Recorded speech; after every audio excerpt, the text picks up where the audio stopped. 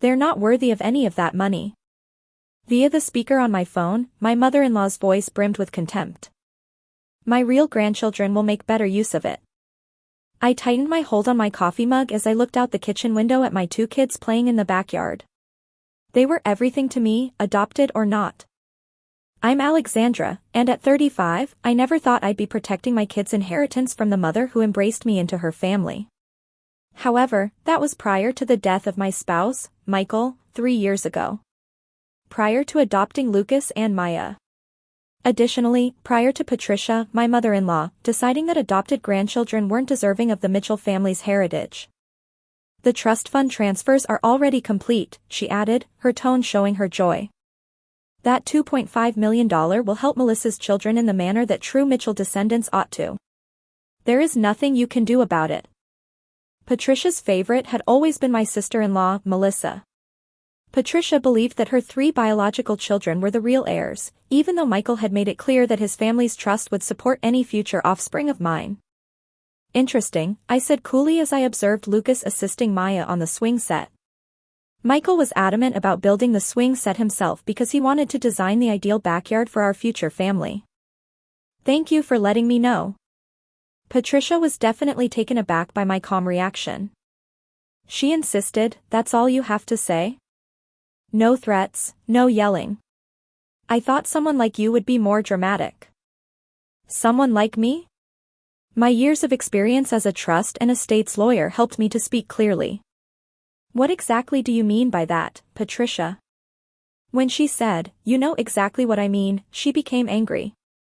An outsider who believed she could simply adopt our family's wealth. Even without you bringing in these strangers to take Michael's legacy, his death was already terrible. I closed my eyes and thought back to the day that Michael and I had first talked about adoption. He had been so thrilled that he had already started saving for future family holidays and college. When the time comes, he'd stated, our children will want for nothing. A month later, he was gone. But his plans for our family's future were legally secured. Or so I thought. Maya and Lucas are my children, I stated firmly. And they were provided for in Michael's wishes. You know that. Patricia's laugh was sharp and bitter. Wishes can be changed, dear. Especially when the original trustee, meaning me, deems it necessary. I've already signed everything over to Melissa's children. It's done. I glanced at my laptop where an email from James Morrison, the estate's executive, sat waiting. Patricia had no idea that her actions had triggered exactly the scenario Michael had prepared for. You're right about one thing, I said, allowing a small smile to cross my face. It is done. What's that supposed to mean? Patricia's voice held a note of uncertainty for the first time. It means goodbye, Patricia. I'm sure we'll be speaking again soon. I ended the call and opened James's email, my hand steady as I read through his detailed documentation of Patricia's latest power play. 3 years ago, when Michael first got sick, he pulled me aside one evening after the kids were in bed. Mom's showing her true colors, he'd said, his voice weak but determined. Promise me you'll protect our family, all of us. That night, we put in place safeguards that Patricia never knew about, including a secondary trust that would only activate if she ever tried to disenfranchise my children. My phone buzzed with a text from Melissa. Mom told me what she did. The money is where it belongs now. Don't fight this. You'll only embarrass yourself. I didn't respond. Instead, I called the children in for lunch, helping them wash up and settle at the kitchen table. Maya, 7 years old with curious brown eyes, looked up at me as I served her sandwich. Mommy, why was Grandma Patricia yelling on the phone? Sometimes adults get confused about what's right, I explained gently. But you don't need to worry about that. You and Lucas are exactly where you belong.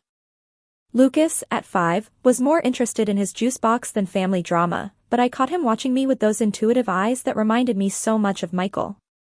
They might not share his DNA, but they shared his heart, something Patricia had never understood.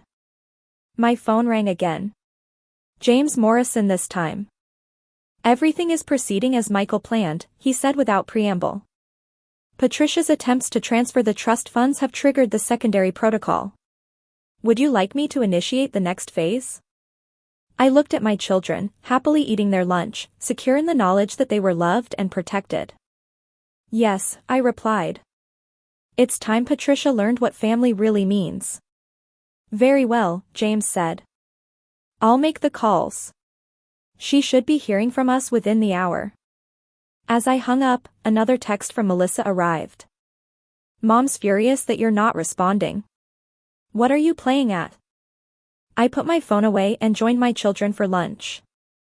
Patricia thought she had won, that she had finally found a way to erase my children from the Mitchell family legacy. She had no idea that her actions had just set in motion exactly what Michael had predicted and planned for. Tomorrow would bring revelations that would shake Patricia's smugness to its core. But for now, I had peanut butter and jelly sandwiches to share with my children, and a promise to keep to my late husband. Sometimes the best revenge isn't an immediate reaction, but a carefully planned response years in the making. Maya looked up from her sandwich with Michael's gentle smile. Can we go back to playing after lunch? Of course, sweetheart, I said, smoothing her hair. We have all the time in the world. The next morning, I was helping Maya with her breakfast when my phone lit up with notifications. Patricia was calling repeatedly, each missed call followed by increasingly frantic text messages. I turned my attention back to Maya's scrambled eggs, knowing exactly what had triggered her panic. Mrs. Mitchell, James Morrison's voice was crisp when I finally answered his call. Patricia received the documentation this morning. She's not taking it well. I could hear muffled shouting in the background. You can't do this, Patricia's voice pierced through. That trust belongs to my real grandchildren. Actually, Mrs. Henderson, James replied, his professional tone unwavering, what you've done is exactly what your son Michael predicted and prepared for. Your attempt to transfer the trust funds has activated Clause 23B. I smiled, remembering the day Michael had insisted on adding that clause. He'd been weak from chemotherapy, but his mind was sharp as ever. Mom will try something, he'd said. We need to make sure the kids are protected. What do you mean, Clause 23B? Patricia demanded. I'm the trustee. I have final say. Not anymore, James stated firmly. By attempting to divert the funds against the explicit terms of the trust, you've triggered an automatic removal clause. As of 9 a.m. this morning, you are no longer the trustee. Furthermore, your actions have activated the secondary trust, which doubles the original amount set aside for Alexandra's children. My phone buzzed with another call, Melissa. This time, I let it go to voicemail, already knowing what she would say. Her children had been promised money that was never truly available to them. That's impossible, Patricia's voice shook. Michael would never. Michael did exactly that, James interrupted. He knew you might try to discriminate against his adopted children. The documentation is quite clear. Would you like me to read his personal letter to you? The silence that followed was deafening. I could picture Patricia's face, the realization dawning that her son had known her better than she thought. Alexandra, James continued, addressing me now. As per Michael's instructions, you are now the sole trustee of both trusts. The combined value is approximately $5 million, all designated for Maya and Lucas's future. I heard Patricia's sharp intake of breath. Not only had she lost control of the original trust, but her actions had doubled the inheritance she tried to steal. Michael's final chess move was masterful. Thank you, James, I replied. Please make sure Patricia receives a copy of Michael's letter. As I hung up, the back door opened, and Mrs. Rodriguez, our neighbor who watched Lucas during his morning therapy sessions, came in with my son. Lucas's face lit up when he saw me, and he ran over for a hug, his speech therapy exercises momentarily forgotten. Mommy, I did good today, he beamed, his words clearer than they'd been a month ago. The therapy sessions were expensive, but they were helping. Patricia had always complained about the cost, suggesting we send Lucas to a state facility instead. Why waste money on speech therapy when he's not even blood, she'd said once, not realizing I could hear her. My phone buzzed again, a text from Melissa. You planned this. You and Michael conspired against us. Mom is devastated. I looked at Lucas, happily showing me the stickers he earned in therapy, and Maya, carefully eating her breakfast. These were Michael's children, regardless of biology. He'd known that, planned for it, made sure they would be protected. Mrs. Alexandra, Mrs. Rodriguez said softly. There's a woman outside in a car. She's been there for 10 minutes. I glanced out the window to see Patricia's Mercedes parked across the street. She sat in the driver's seat, clutching what I assumed was Michael's letter. It's okay, I assured Mrs. Rodriguez. She won't come in. She's just learning a hard lesson about family. My phone lit up with James' message. Patricia's lawyer is reviewing the documents. Everything is ironclad. Michael was very thorough. Of course he was. Michael had spent his last months ensuring our children's future, knowing his mother might try something like this. The secondary trust was his masterstroke, funded by his personal investments. It would only activate if Patricia tried to disenfranchise our children. Alexandra, Patricia's voice carried from outside. She'd finally gotten out of her car. We need to talk. I turned to Mrs. Rodriguez. Would you mind taking the kids to the playroom? I'll handle this. After making sure Maya and Lucas were safely out of earshot, I stepped onto the front porch. Patricia stood at the bottom of the steps, Michael's letter crumpled in her hand. How could you do this to me? She demanded, but her voice lacked its usual authority. To Melissa's children? I didn't do anything, Patricia, I replied calmly. Michael did this. He knew you'd try to hurt his children because they're adopted. He made sure they were protected. He was sick, she protested. He wasn't thinking clearly. He was thinking perfectly clearly, I corrected her. Clear enough to predict exactly what you'd do and plan accordingly. Clear enough to make sure his children, all of his children, would be taken care of. Patricia's face crumpled.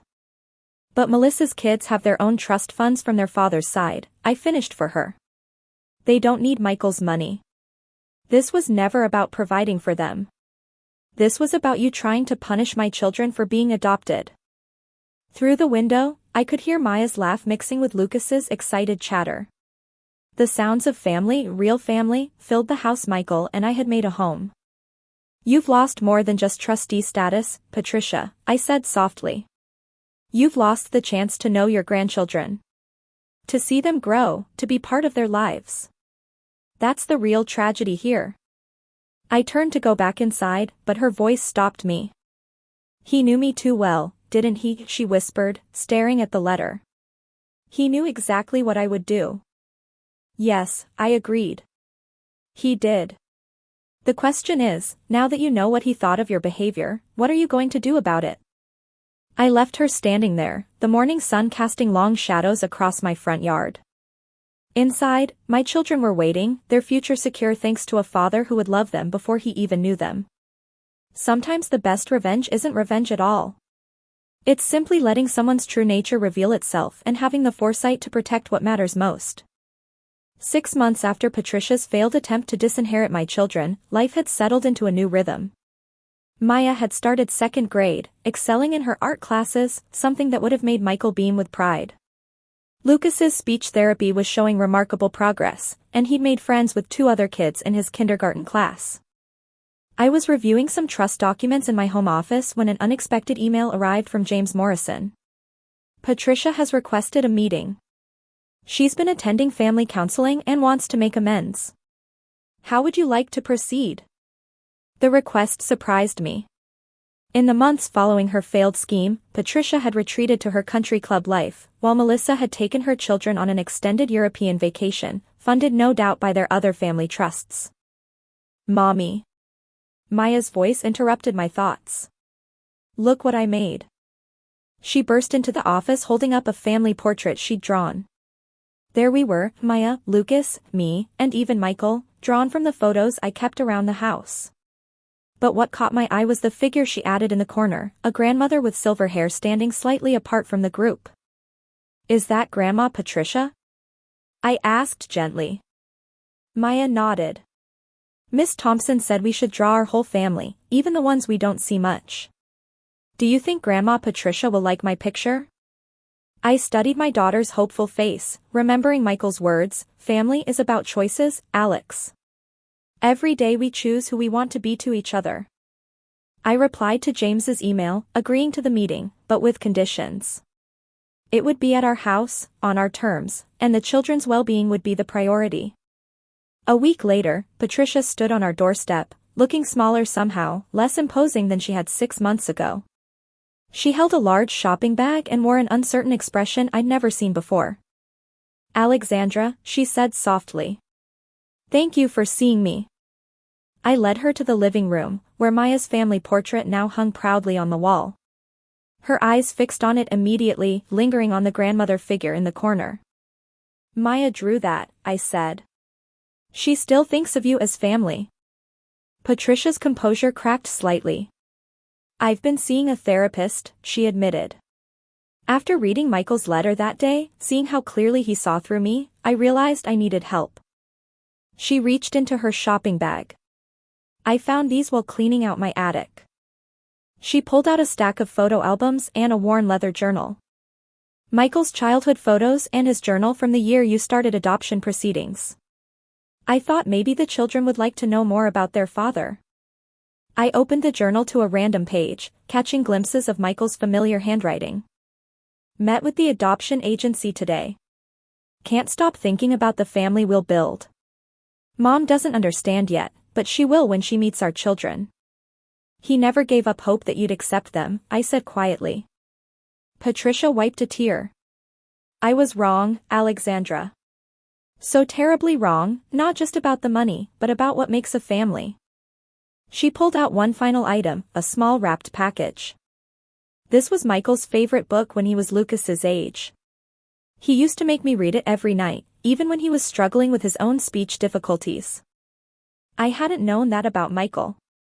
Lucas has the same challenges, I said. I know, Patricia replied. That's why, if you'll allow it, I'd like to help with his therapy. Not financially, I know that's taken care of. But I was a speech pathologist before I married into the Mitchell family. I retired years ago, but maybe. Her voice trailed off as Maya appeared in the doorway, Lucas close behind her. They stood uncertainly, looking between me and their grandmother. Children, I said carefully. Look who's come to visit. Patricia set the book down and turned to face them fully. Hello, Maya. Lucas, I've missed you both. Maya stepped forward first, brave as always. Did you see my picture? I drew you in it. I did see it, Patricia smiled, her voice wavering. It's beautiful. You have your father's talent for art. Lucas hung back, but his eyes fixed on the book on the coffee table. Patricia noticed his interest. That was your daddy's favorite story when he was your age, she said gently. Would you like to hear it? He looked at me for permission, and I nodded. Soon, Patricia was sitting on the couch, a child on either side, reading from the worn pages of Michael's childhood book. Her voice was different now, softer, without the sharp edges of superiority that had dominated our last encounter. Watching them, I felt Michael's presence strongly. He'd known this might happen too, that given time and consequences, his mother might find her way back to the truth about family. A secondary trust wasn't just about money. It was about giving everyone time to grow, to learn to choose who they wanted to be to each other. Maya's drawing caught the afternoon light. The family she depicted, complete with a grandmother in the corner, seemed to glow. Sometimes the happy ending isn't about winning or losing, but about finding a way back to what matters most. Michael had known that too. I left them reading and went to start dinner, sending a quick text to James. The meeting went well. Michael would be pleased. His response came moments later. He knew it would eventually. That's why he left the door open for reconciliation in the trust terms. Your children have inherited more than money. They've inherited his wisdom about what family really means. I smiled, listening to the sounds of storytime flipping from the living room, Maya's laughter, Lucas's questions, Patricia's gentle answers, the sound of a family healing, one page at a time.